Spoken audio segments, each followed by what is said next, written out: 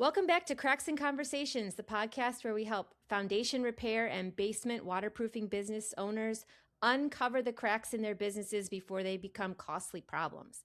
I'm Jen, your host with Foundation Repair Marketing. Every episode, I sit down with owners, industry experts, innovators who are helping contractors build stronger companies. Whether you're looking for better marketing, better systems, better sales, or just a fresh perspective from someone who's been there, you're in the right place. So let's get started. Today's guest is Sarafina, owner of Cutting Edge Foundation Repair. Cutting Edge has built a reputation by doing things differently, from creating an exceptional customer experience to standing out in a competitive market. So Sarafina, thank you so much for joining me. I'm really happy to have you on the show. Thank you so much. I'm so excited to be here. Yes, I'm excited to get into this with you. Wonderful. All right. So to kick things off, tell everyone a little bit about yourself and how you started in the foundation repair industry. So I come from a background of project management. I worked for our biggest competitor here as their PM. And I realized it's actually not that hard to maybe do this on my own. So I left, and my business partners joined me, filed our LLC, and we got started. And thanks to you guys, actually, we have a ton of leads now. So Awesome. Way to go. You were like, I can do this on my own. Let me go try. I love that. Exactly. Yeah. Love it. Okay. So tell me a little bit about Cutting Edge. What's the name mean? Cutting Edge Foundation Repair. Jen, I would love to tell you it has a deep, significant meaning for us, but we thought it just sounded really catchy and we resonated with it. We thought it sounded really fresh, not like someone's last name or first name or, I don't know, something generic. We just wanted something fun and fresh. That's it. Yeah, it is. It sticks in people's heads. It is different. I like it. Thank you What so makes much. your company different from the average foundation repair company? What would you say? I would say we are pretty customer obsessed. We really care about our customers. We want to make sure we talk to them every single step of the way. If something comes up, we speak to them about it. We don't want any ambiguity. And we want to be transparent with our pricing. Like everything in our proposal is exactly what it's going to be. So we all buy things. I'm a consumer too. I would want somebody who's just straightforward with me. So I think that's what we bring to the table as far as foundation repair. Yeah. Very nice. I would want someone that is customer obsessed too. I like how you phrase that. How do they tell that you are that from the very first phone call with them? How do you make them feel like you're obsessed with them? From the time our proposal is signed, I watch our proposal, a dashboard like a hawk. I'm on there 24/7. So as soon as I see it signed, sent to the customer, they all like it. I get on the phone with the customer. I don't care if our salesperson's still there. I want them to know our operations cares about them. So call them like, hi, I'm so excited that you signed with us. I'm going to send you this and this, your welcome email. You're going to hear from me. Don't get tired of me, please. They know we're obsessed. We send an email immediately, or I do immediately after I get off the phone with them. It details or outlines their project, asks them a couple of questions, and then a day before their project's supposed to begin or scheduled to begin, I send them another email. We just communicate like no one's business. I think that's the biggest part of the job. I never want anybody to feel like we're neglecting them. These are not small jobs, Jen, So I want them to feel comfortable with their decision. Oh, that's so good. I love it. One time I responded to a guy's email. It was like 9:30 at night, and he answered the phone and he goes, wow, I wish my sales guys would call at 9:30 at night. I was like, is it 9:30? Oh, I didn't even realize. And also he didn't answer the phone. So exactly. So let's chat. Yeah. It was a great conversation, but yeah. All right. So getting into the sales side of things, from your perspective as a business owner and being involved with the business, looking out at other businesses, what do you notice is one of the biggest mistakes that other contractors make in the beginning stages of getting to know a customer? You might, or even like a potential customer.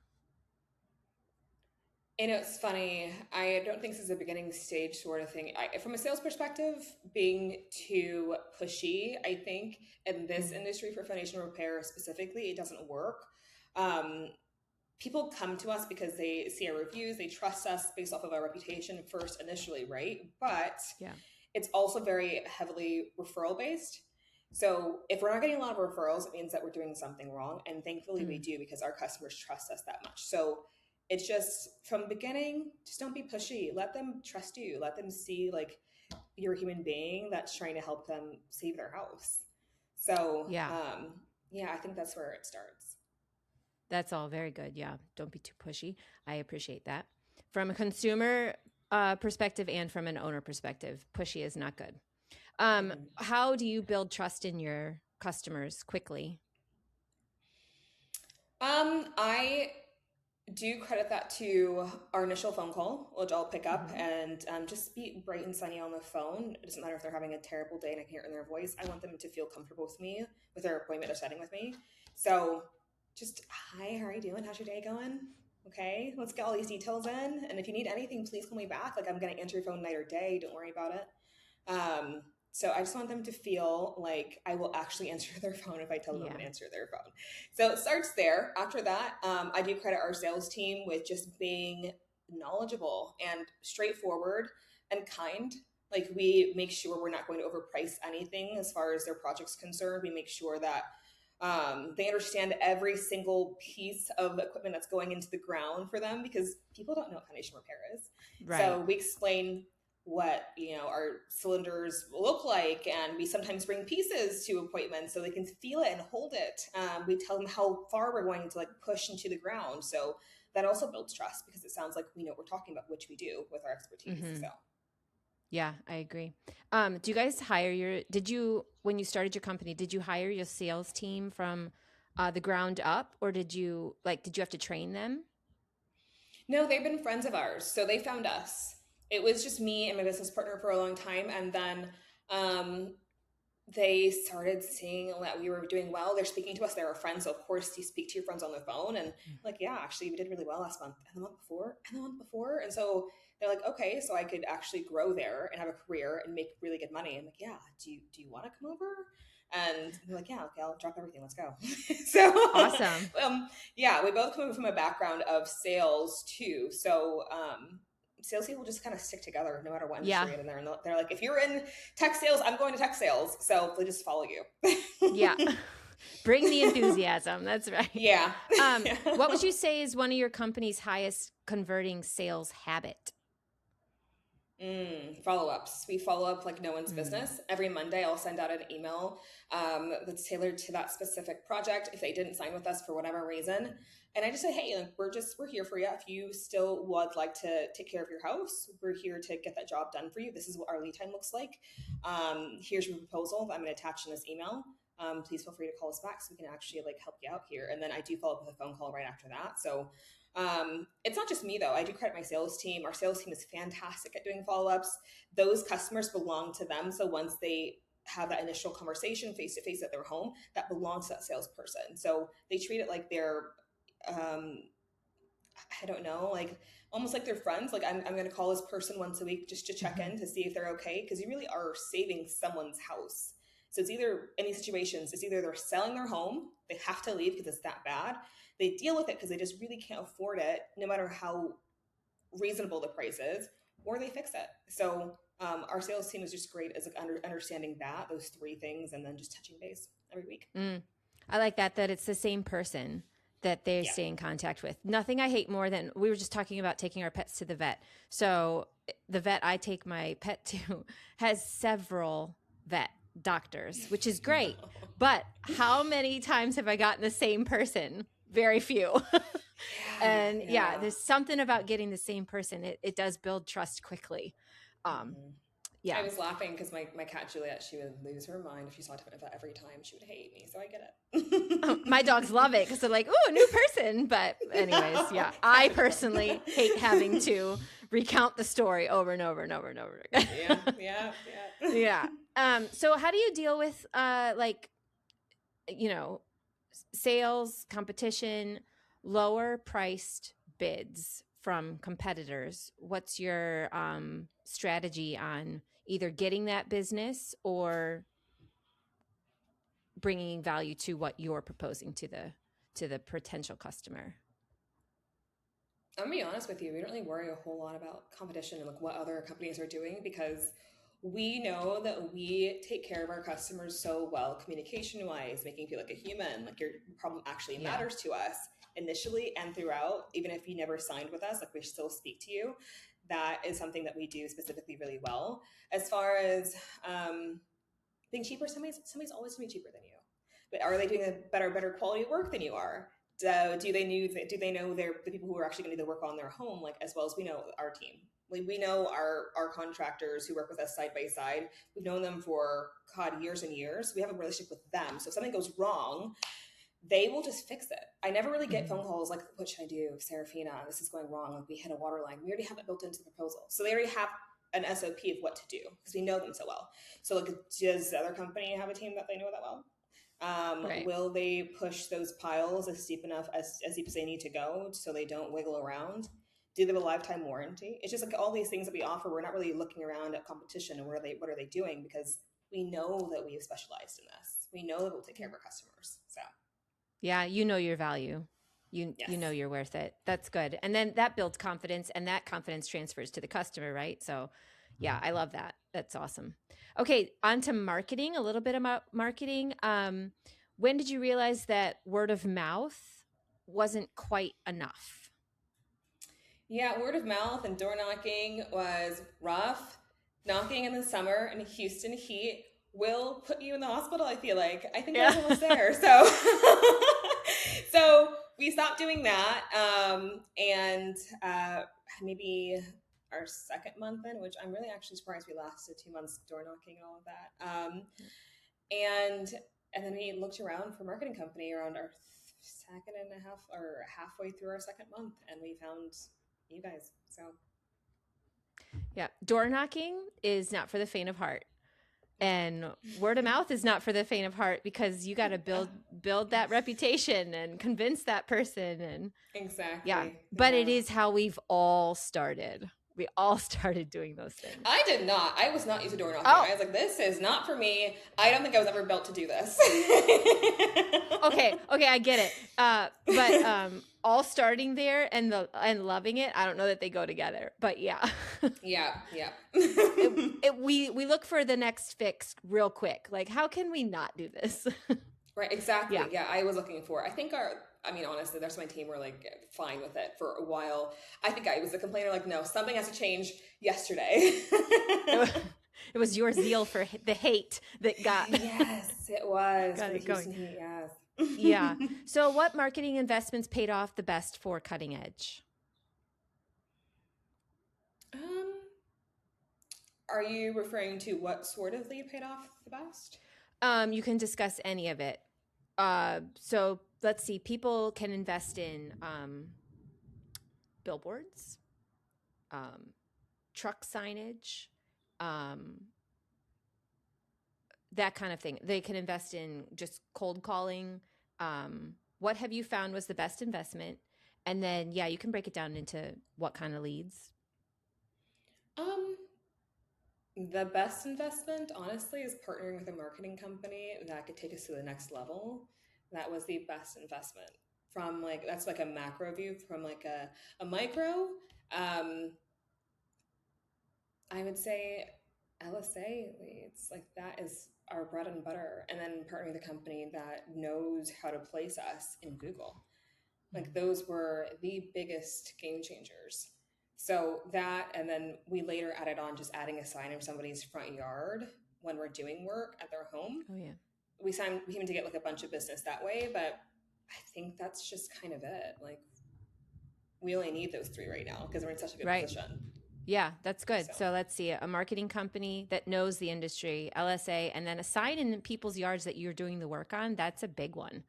I read those signs when I pass by somebody's, what do they have done? Oh my gosh, it looks amazing. Exactly. So yeah, that's a good one too. What about your Google reviews? Did you learn any value in how important Google reviews are? Oh, of for you? course. I mean, I kind of like mashed that into like not even thinking about it with like SEO marketing. It's just if we didn't have Google reviews, we wouldn't be where we are. So, Mm. um, I hear all the time on the phone when somebody calls our office line, and I ask them, "How'd you find out about us?" Because I want to know where we're getting this lead Yep. from. And they say, "Oh, your reviews are fabulous, or your website's amazing." And so I fill out a form, or I thought I'd just call you. And I think that's amazing because we absolutely would not be where we are if we didn't have solid Google reviews and a wonderful website too. Yeah, that's a key question to ask on the phone with someone. How did you find out about us? It seems simple, almost a little annoying, but it that information is gold. I Um, know it's annoying, yeah. but I have to know. And I can hear in the voice, Oh like, I don't yeah. know, Google. And they say Google sometimes. Sometimes they're like, duh. I'm like, well, I just want to make Hey, I'm putting a little next to Google. Right, yeah. Yeah. Um, have you ever gotten a bad review? Like, how did you respond or deal with it if you have? I think all companies get them. We have gotten bad reviews. Well, I think it was just two, but I don't think they were ever posted on our Google. So we're very, Oh, very grateful that that that's good. has not been like it was never taken that far where they were so upset that we couldn't fix it before it got to that point. Yeah. So we're Yeah. pretty proactive. We do encourage like a open door, like please call me if anything comes up, whether it's the crew or a salesperson or what have you.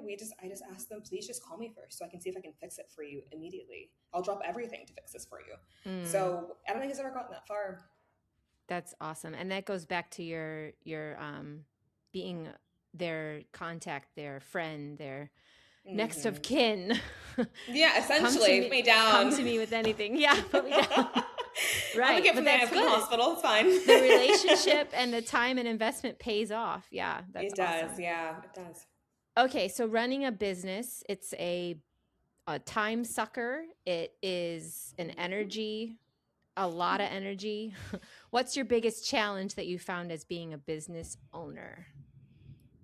Um, Delegating because this business Mm, is my baby. Like yeah. I if I know I can do it, and it's not because I think someone else would do it worse. That is not it at all. It's just I know the way that I want to get it done, and explaining it that same exact way I want it done to the T to somebody else. Sometimes it's just hard for me to communicate because I'm just like, it's okay. I don't want to burn you. I'll just do it. So it's delegating is a big one for me. Yeah. Yeah, I agree. Yep. What's the biggest lesson you've learned as a business owner? Because challenges, solutions, and then there's a lesson. That you have to delegate. Yeah. And so you'll get or you'll get burnt out. It's just that's every business. And just making sure I choose the right team. Your team is your backbone of your company. Aside from your reputation, it's everything. So choosing the right team, you should do that. Yeah, I think that would be my biggest lesson also. And also that just because I hire someone to do something doesn't mean that that's the role that they're going to stay in, because Mm-hmm. we're not all experts at what we think we can be experts at. But then moving them around, like I've learned, oh, you had this hidden talent I didn't know about. Yeah. You're Yes. killing it here, and I hired you for something completely different. So yeah, Exactly. yeah, move your team around. I mean, yeah, they can do Recognizing something. talent's huge, and those people usually people who you're like, actually, let's have a one-on-one meeting. I recognize you have this amazing talent that nobody knew about until now because you've proven it so many times now. I think you'd be a best fit here, and they appreciate being seen that way. So Yeah, yeah, they do. That's right. Because secretly they knew they were good at they knew. it. I know. You knew all along. So something you wish that someone had told you 5 years ago, as far as like now you're in a business owner position, what do you wish you knew? You should get your documents. Like you should just think about all of your fail safes early. Like no matter who you're in business with, get an operating agreement. Like just do everything right. So, everything works out. And it's not like we didn't. It just make sure everything on the back end is set up well. So in 5 years, even 3 or 1 year from then, you Mm, don't have to think about that anymore. It's done. You're set. It's in the background. But just make sure yeah. you set your business up really, really well. So hire someone who's going to look over everything for you. Do that. Yeah. I agree. If I could have had someone 10 years ago, 15 years ago, would have been to hire an accountant day one. Yeah, Day one. Do not do this I did, thank myself. God. Good. Yeah. Yeah, we love our accountant. Yeah. Yeah, you need a good one. It's your back pocket person. What systems have you put in place that made the biggest difference in your business? CRM. I will scream that from the tallest mountaintop. Please get a CRM where you can track all your leads. Even if they do not sign with you, you have somewhere to Yeah. go and reference back so you can follow up with them or figure out, okay, what were our weaknesses and why did we not get this job? Some people just want the absolute cheapest, and we're not always that. Sometimes we are, but we're not always. So we can't win every single job, especially those type of jobs, but just look back at, have some sort of like ledger or CRM that you update twice a month or every single day if you can, to just keep everything tidy. What CRM do you use? Monday.com, and then we also use something called ArcSight, and ArcSight does so many things, so that's another one. Yeah, I talked to another company, they use ArcSight. He loves it. I think those are all of our systems. Follow-up system, and then also just utilize QuickBooks and ArcSight and then integrate them if you can, because that'll save you so much time. You're not going to be up until 7:30, 9 p.m. doing all this by yourself if you just intertwine those two. Yeah. Do you have a story of, I don't know, some job or something that didn't seem like it was going well and it turned out to be amazing? Like a story that stands out in your mind from being in the foundation repair business that you'd like to share with the audience? Super open-ended. We have a couple actually. In foundation repair, it's so hard to like kind of gauge if you're going to get the job initially. Sometimes sometimes you just know that you connect so well, they're like, yes, I'm going to go ahead and do this with you. Just give me like one night to think this over. And you just can feel it that you're going to get the job. But it's usually the bigger ones like churches or apartment complexes. It's just, there's a lot of politics that you're not privy to. So you're just kind of waiting around like, did I get it? I don't know. Like, we would love that job. That'd be amazing. We all talk about it. Like, what would that look like? So we follow up with them. Of course we do. Still, it's hard to read. And then there was one that we did recently. It was a church. This is up north. I think it's around Conroe. And we were just all convinced we just didn't get the job because we didn't hear anything for, I think it was 2 weeks. And then on the third week, I guess their contact called in and said, you know what, I think we can go ahead and do this. But it was after we negotiated this price twice, and we added things and removed things, and we added things and removed them because we want them to be comfortable, of course. But we did not think we were going to get that church, and we did. We were very surprised. And that just happened maybe 2 months ago. So that was the most recent.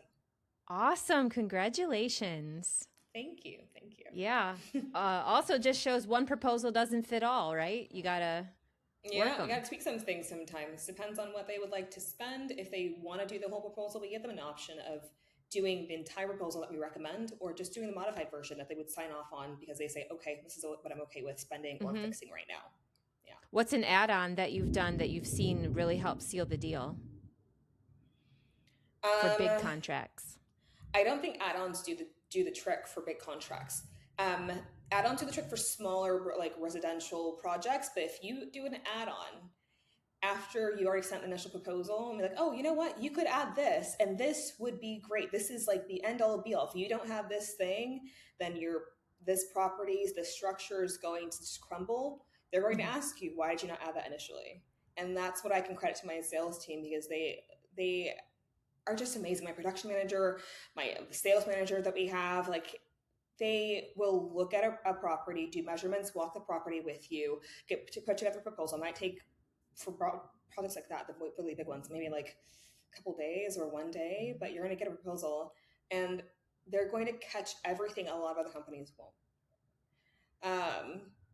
And I can just put that back to them because we care. We really want to take care of you. Yeah. We don't want to like ruin relationships either. Right. And everyone talks in this industry, so you have to protect your relationships.